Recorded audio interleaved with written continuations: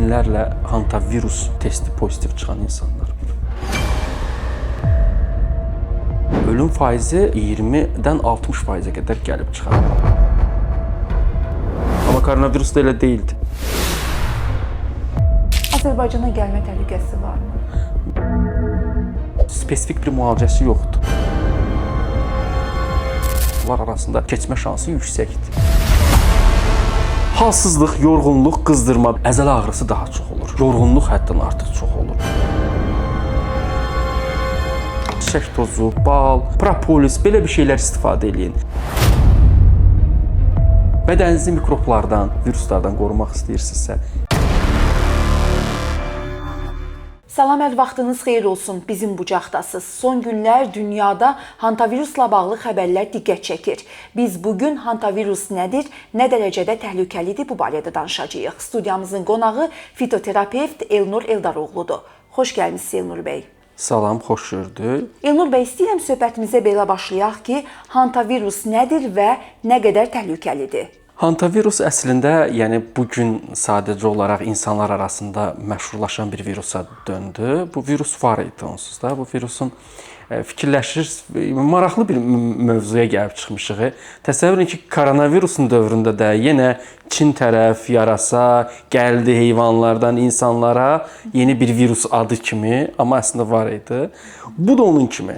Yəni əslində hantavirus mən daha çox Amerika bölgəsi ilə Avropa Asiya bölgəsindəki olan hantavirusların fərqini qeyd edə bilərəm, amma ilk elə 1970-ci illərdə bilirsən, o zaman Çin hakimi idi o bölgədə, Koreya tərəfdə, Koreyada hələ Hantan çayının ətrafında gəmirici üzərindən Li adında birisi onu tapıb təsdiqləyib. Dünyada çoxdur bu şəkildə olan viruslar. Yəni ola bilər gələn başqa bir virus oldu. Bu viruslar var. Sadəcə olaraq hantavirusun, məsələn, yeni dünya virusları və köhnə dünya viruslarına bölsə, yeni dünya virusları dediyimiz Amerikadır. Bu da Cənubi Amerikada müəyyən bir yerlərdə sanki sərhədlənmiş şəkildə qalmışdı. Amma o daha təhlükəli idi. Məsələn, yeni dünya virusu kimi hantavirusu qeyd eləsək Amerika tərəfdə, ölüm faizi 20-dən 60%-ə qədər gəlib çıxa bilər. Nəyə görə?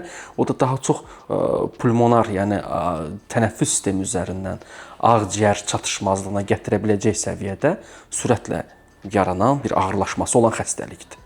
Amma bizim məsələn daha çox bildiyimiz o köhnə dünya virusu kimi qeyd edilək ki, Avropa Asiya bölgəsində ümumiyyətlə hantavirusun 40 növü var. Yəni bunların hamısı insana keçmir. Ən vacib suallardan biri də insandan insana keçirmi? İnsandan insana keçəni indi Andes virusu olaraq təsdiqlədilər də. Bu son Argentinadan çıxan gəmi mövzusunda insandan insana yoluxuculuğu qeyd edilir. İnsandan insana keçdiyinə görə insanlardan narahatçılıq yarandı. Bu əslində hantavirus var idi, yəni. Köhnə dünya virusları, yəni Avropa, Asiya, bizim bölgələrdə olan bu virus iç qanaması və yaxud da hemorajik qızdırmalı və böyrək çatışmazlığı prosesinə gətirib çıxarda bilər. Mən onu qeyd edeyim ki, məsələn, insanlar biraz o koronavirusdan ki, biz yeni dediyimiz son 5 illiklərdə pandemiya yaşayıb və onun çətinliklərini yaşayan bir insanlar olduğumuza görə bizim üçün sıxıntılı gələ bilər. Bəs fərqlər hansılardır? Koronavirusda necə idi? Məsələn, çox yaxın məsafədən və hətta ona görə ara məsafəsi mövzuları daha çox idi. Hava damcı yolundan çox sürətlə yoluxa bilirdi və sürətli şəkildə yoluxmalığı var idi. Hantaviruslarda insandan insana keçəni qeyd edin ki, gərək bir evdə yaşayasan, çox ciddi bir təmasın olsun. Yəni daha çox evli cütlər, partnyorlar bunlar arasında keçmə şansı yüksəkdir. Amma bilirsiniz necədir? Bir də mən düşünürəm ki, bu araşdırma aparanlar, bioloqlar və yaxud da laboratoriyada çalışanlar daha çox siçanların üzərində tədqiqat aparır və onlar bəlkə risk daşıya bilərlər.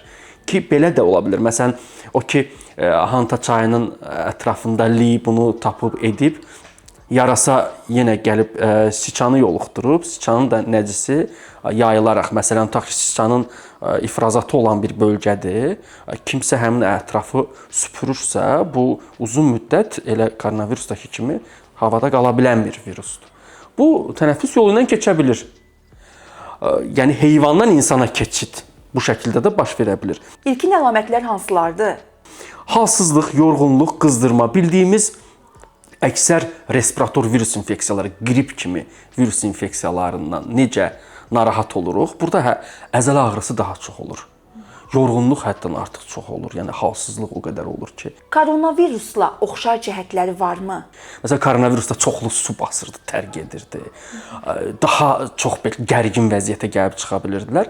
Burada isə dediyim kimi ağrılar fonunda bir də qızdırmasalcı dərmana rezistent olur, dözümlü olur. Yəni qızdırmasalcı dərman istifadə edirsən, qızdırman məsələn normalda 38 yarımdan 37 yarıma düşməlidirsə, 38 yarımdan 2-3 aşağı düşə bilər və yaxud 38-də dayanır. Təzədən ehtiyac olur. Və hantavirusun tənəffüs sisteminə, böyrəklərə, hətta həzm sisteminə təsir göstərə bilər. Yəni mədə-bağırsaq sisteminə də bəzən ishal verə bilər. Bəzən qızdırma, ağrıların baş verməsi, əzələnin zəifləməsi, yorulması və ishal. Bu əlamətlər də hantavirusda var. Amma bu əlamətləri kimdəsə görsəz bu hantavirusdur demək deyil. Yəni bu qədər sürətlə yayıla bilən bir virus deyil. Və əslində onu da qeyd eləmək istəyirəm ki, virus xəstəliklərindən bu da bir RNT virusudur. Məsələn, adi ümumi qan analizində biz virus infeksiyası mı keçirilir, hal-hazırda bakterial infeksiya keçirilir. Bəzən o ümumi qan analizinə baxırıq, orada 24 parametr var. Ona baxaraq heç digər analizlərə getməmiş insanın xəstəliyi haqqında bir məlumat əldə etmək olur ki, hər hansı bir virus infeksiyası keçirdin, yaxın vaxtda antibiotik mi almısan, hər hansı bir hormonal dərman mı istifadə edirsən, allergik bir problemin mi var, bir altda yatan qurt xəstəliyi mi var, onlar haqqında məlumat əldə etmək olur. Burada da məsələn ümumi qan analizində trombositlərin, qan lövhəciklərinin miqdarının aşağı düşməsi, trombositopeniya biz tibbi dildə belə qeyd edirik. Göstərməsi fonunda və bu əlamətlər falan varsa, o zaman testə və araşdırmaya ehtiyac ola bilər. Amma məsələn, koronavirusda da spesifik bir müalicə yox idi da, koronavirusdur, bu da bunun dərmanıdır. Elə bir şey yox idi. Həmin zamanlarda fərqli dərmanlar, antiviral dərmanlar istifadə olunur ki, bu mənə biraz yaxşı təsir elədi. Və orada simptomlarla görünürdü. Bu xəstəlikdə simptomsuz keçən vaxt, yəni heç bir əlaməti yoxdur, qızdırması, əzələsi, ağrısı yoxdur, hər şey normal, heç boğazı belə ağrımır. Onun keçirmə qabiliyyəti, yoluxma qabiliyyəti daha azdır. Amma koronavirus da elə deyildi. Gedib test verirdin, gəlirdin ki, yox, mən biraz şübhələndim, amma hər şey yaxşıdır. Səhərsi gün görürsən ki, ən yaxının dostunla, iş yoldaşın falan koronavirus oldu. Bunda asimptomatik keçirtməz, simptomlu keçirdər. Yəni əlamət olaraq keçirdə bilər. Spesifik bir müalicəsi olmadığına görə... Yəni koronavirus əslində daha təhlükəli idi. Koronavirus təhlükəli idi deyə o pandemiya vəziyyətinə gəldi. Bəli. Əslində koronavirusu biraz daha sürətlə üzərində işlənmə mexanizmləri olsa, heç çox da geniş bir yerləri tutmaya da bilərdi. Amma dediyim kimi insanlar müəyyən standartlara, müəyyən proqrama uyğunlaşır da hamımızın həyatı da. Amma gəlirsən günlərin bir günü görürsən ki, mütləq maska taxmalısan, məsələn, ara məsafəsi saxlamalısan. Məsələn, mən bugün öz Instagram səhifəmdə paylaşdım ki, bir balaca bir-birinizi öpüb qucaqlamayın. Amma bunu hantavirus üçün, koronavirus üçün demədim. Bunu hal-hazırda yaranan mədə qripini, mədə-bağırsaq qripi kimi yayılan norovirus haqqında dedim. Yəni qripə bənzər viruslar onsuz da var da. Bunların dövründə bir zəhmət bir-birinizdən daha, yəni çox yoluxuculuq qabiliyyəti artıracaq proseslərlə davranmayın, yəni. Burada da gigiyena önəmlidir. Məsələn, çox fərqli yerlərdə ola bilər də, hardasa siçanlar falanlar olsun, onların nəcislər olsun. Ayaqyalın gəzim, edim, sonra gəlim birbaşa evə keçim, elə deyil də. Yəni getdin, gəzdin, neynək? Ola bilər orada səndə artıq başladı nəsə. Gəl sonra təmizlə, rahat, yəni gigiyenaya fikir ver, sonra keç evə.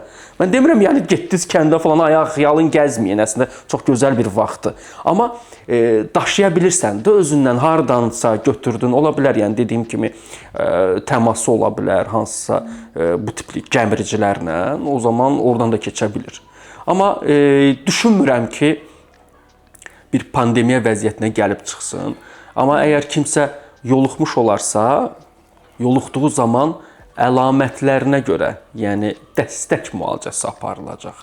Yoluxmuş olduğunu necə bilmək olar? Bayaq dediyim əlamətlərdir və qan analizində dediyimiz kimi baxırıq, daha sonra bir testə ehtiyac olur və bu qeyd edim ki, həmən bir gəmidə tapıldı, gəldi, sabahsı günü məndə olacaq deyə bir yəni hər əlamət, mən dediyim əlamətlər əksər virus xəstəliklərində olur. Boğaz ağrıyır, baş ağrıyır, əzəl ağrır, yorğun olur, halsız olur, ayağa qalxmaq istəmir, temperatur qalxır, temperatur düşür də bilmir, iştahı olmur, bəzən ishal olur. Rotavirusda ishal da olur, qızdırma da olur, ağrı da olur, halsızlıq da. Rotavirus.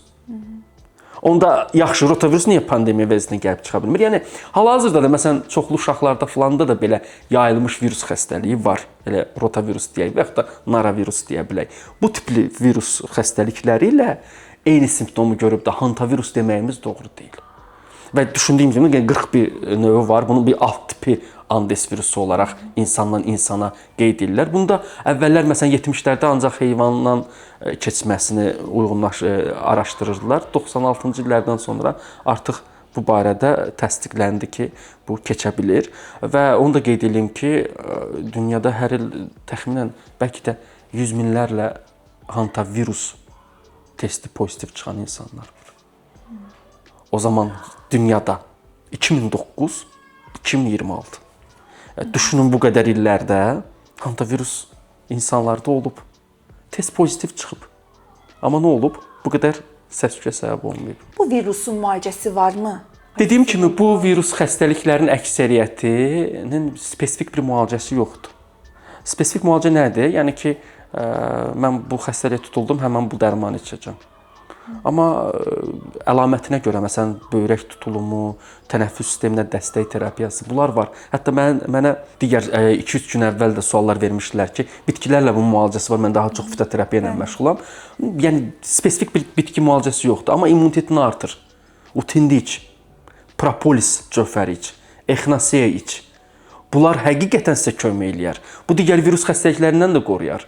Yəni immuniteti güclü tutsaq, əslində qorunma ehtimalı daha azalır. İmmunitetimizin yaxşı olması bizim sabah tutulanda belə ağırlaşma şansımızın azalması deməkdir. Bu mən koronavirus vaxtı da belə məsləhətləri verirdim. Məsləhət görə bilərəm, çiçək tozu, bal, propolis, belə bir şeylər istifadə eləyin. Bu məhsullar da Azərbaycanda var da, yəni çətin bir məhsul deyil. Ki, hansısa gedib, mənim qızdırmam var, antibiotik üçün biraz da immunitetim sağlam. Antibiotik nə vaxt içməlisən? Bakteriyan var.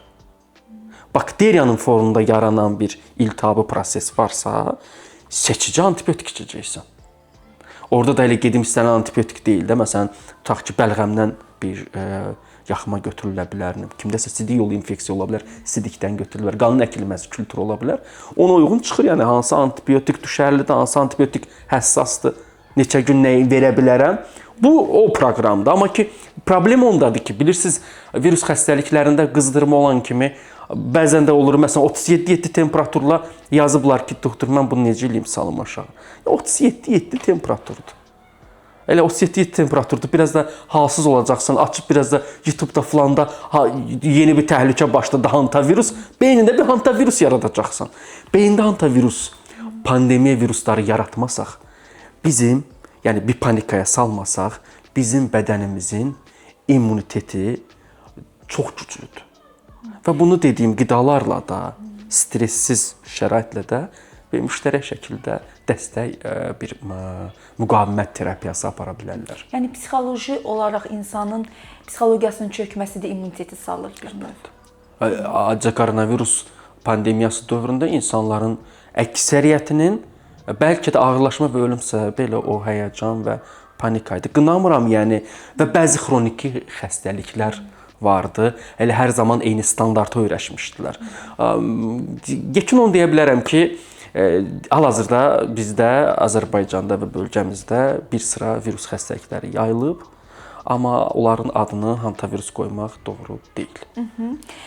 Öldürücülük dərəcəsi necə? Öldürücülük dərəcəsi dediyim kimi köhnə dünya hantaviruslarının 11-15% göstərici ilə qiymətləndirilir. Amma yeni dünya Amerika hantavirusları isə 20-60% dərəcəsindən qiymətləndirilir. Azərbaycana gəlmə təhlükəsi varmı?